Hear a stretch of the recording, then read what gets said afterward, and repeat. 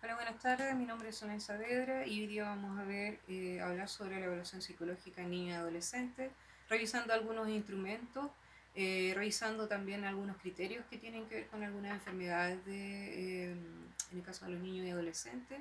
Bueno, y veamos, ¿no es cierto?, de qué se trata esta intervención.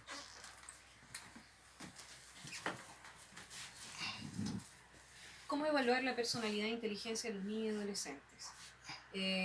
Tenemos que considerar varios elementos. Primero, que existen periodos críticos en el desarrollo infanto-juvenil.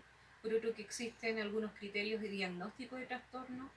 También hay que considerar que hay condiciones que se deben manejar en una de las técnicas, que es la entrevista psicológica. Por otro lado, que existen tipos de pruebas también para evaluar la personalidad, y también existe test para evaluar la inteligencia de los niños. En el caso de que existen periodos críticos en el desarrollo infanto-juvenil, tenemos que existe el periodo entre los 8 y 18 meses, que está señalado por la ansiedad por separación, eh, que se va gestando, ¿no es cierto?, entre el niño y la madre. El otro es el periodo entre los 2 y los 4 años, que tiene que ver con el negativismo, el oposicionismo, donde se da la autonomía versus independencia del niño, eh, donde están las famosas rabietas y pataletas. En el periodo adolescente está la búsqueda de sí mismo, la identidad, la crisis espiritual, hay tendencias también antisociales, hay separación progresiva con los padres, etc. Por otro lado, también hay que considerar que en el periodo adolescente hay conductas límite, transgresiones sociales, están las drogas, hay conductas de riesgo con respecto a uso de sustancias, actividad sexual precoz, que de alguna manera son importantes de considerar a la hora de estos periodos críticos en el desarrollo infanto-juvenil. Algunos criterios de diagnóstico de trastornos, también vamos a considerar que existen clasificaciones, y para ello existen textos en donde van a estar presentes, como por ejemplo el Manual Diagnóstico y Estadística de Trastornos Mentales del DSM-5 o el CIE-11, que se debe considerar, pero también hay que tener en cuenta lo que son las edades. Una depresión diagnosticada en un adulto no es lo mismo que una depresión diagnosticada en un niño o un adolescente, ya que tienen ciertos criterios diferenciales. Ejemplo de esto, por ejemplo, vamos a tener el trastorno de ánimo. Dentro del trastorno de ánimo vamos a ver el trastorno depresivo mayor, que tiene que cumplir ciertos criterios según la Asociación Americana de Psiquiatría.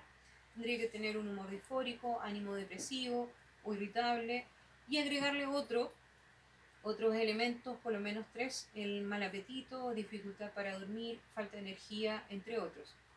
En el caso de que fueran diagnosticados menores de 6 años, el criterio es que se presenten 3 síntomas, ¿no es cierto?, a lo menos. Otro ejemplo es el trastorno de personalidad. El criterio diagnóstico debe tener más de 18 años. El diagnóstico previo a esta edad, si se presenta, tiene que tener criterios con duración de mayor a un año.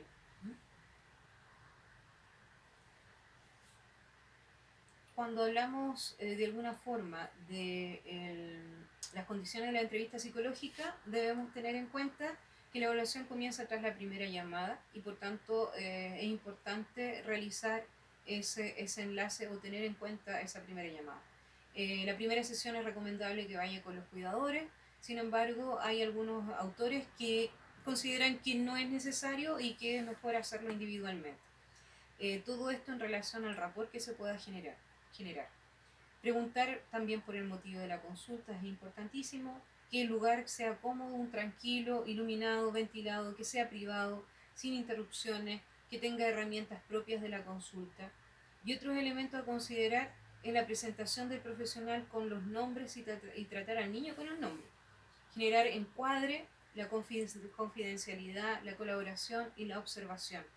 La observación de elementos kinésicos o gestuales que pueda tener el niño frente a lo que puede estar ocurriendo, o la entrevista que se está dando. El terapeuta debe ser activo, usar un vocabulario simple, generar rapport, favorecer la comunicación, evitar preguntas negativas, frases subordinadas, ambigüedad, evitar aliarse con el adolescente, y rechazando a los padres, y también evitar aliarse con los padres, generando la desconfianza del alumno, por tanto, del joven. Por tanto, esto debe ser un comportamiento más bien neutro. Evitar que los padres se sientan enjuiciados, resumir el proceso que se va dando a lo largo de la entrevista, ver preguntas que sean pertinentes y que sean coherentes, generar siempre el contacto ocular y que puede utilizar también recursos como el genograma. Por otro lado, existen diferentes tipos de pruebas. Dentro de estas pruebas tenemos las pruebas proyectivas y las psicométricas para evaluar la personalidad. En los niños y adolescentes nosotros vamos a ver las pruebas proyectivas en este momento. Vamos a ver 3 pruebas proyectivas. Cuando hablamos de proyección estamos hablando de un proceso en relación a la percepción y a la significación que tiene el niño o el adolescente al mundo interno. Dentro de las pruebas proyectivas que más destacan está el test de figura humana, el test HTP, el Casa Árbol Persona, y el test de la familia. En el caso del primero, la figura humana, la idea del test de la figura humana es conocer cómo siente el sujeto en el medio ambiente en el que está interactuando, cómo es su percepción respecto de sí mismo, el esquema corporal que tiene, su vivencia sobre su propio cuerpo y los conflictos que lo aquejan. El cuerpo es el modo de presentación de un sujeto en el mundo y el cuerpo por tanto es portador de un sentido. En el caso, ¿no es cierto?, de la Casa Árbol Persona, esta técnica gráfica es muy valorada y ya que se puede utilizar en individuos culturalmente muy diferentes.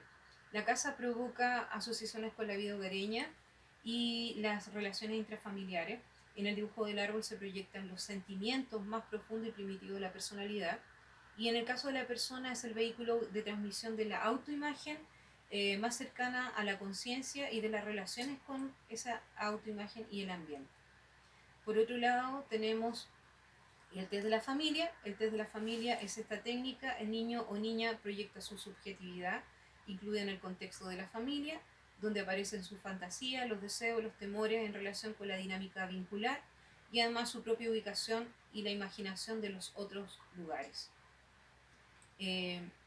Por último, hemos de mencionar el test WIS 5 o escala Wechsler de inteligencia, que es uno de los test más importantes que se aplica a niños y adolescentes entre los 6 años a 6 años 0 meses y 16 años 11 meses, que se aplica a individuos para determinar habilidad de funcionamiento neuropsicológico. Áreas que se van a evaluar en el WIS son la percepción, la atención.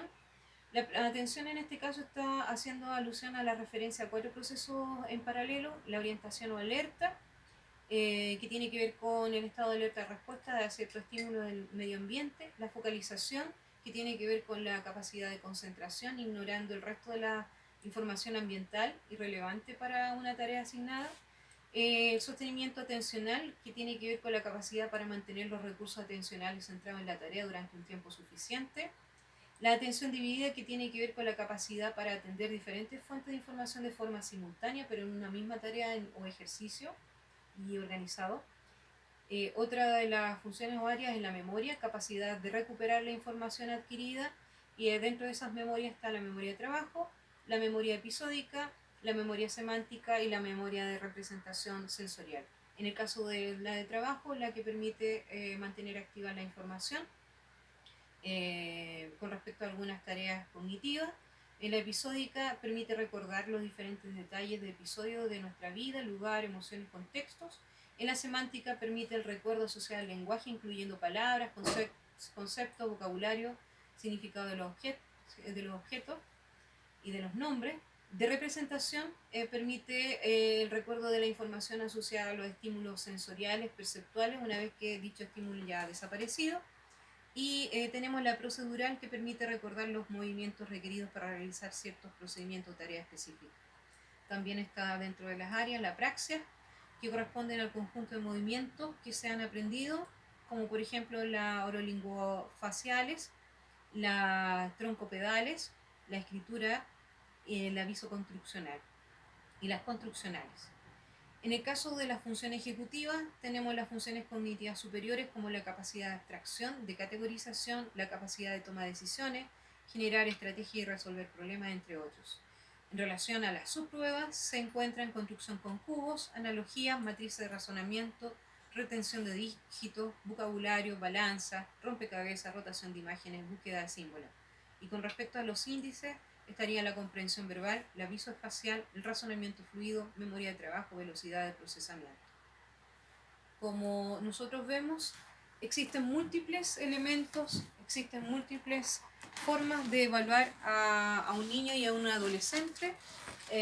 Para eso es necesario, ¿no es cierto?, tener conocimiento con respecto a eso, tener conocimiento con respecto a la edad del niño, tener conocimiento con respecto a los manuales que existen y tener conocimiento con respecto a las pruebas que también existen. Agradecemos su disposición y nos vemos en otra oportunidad.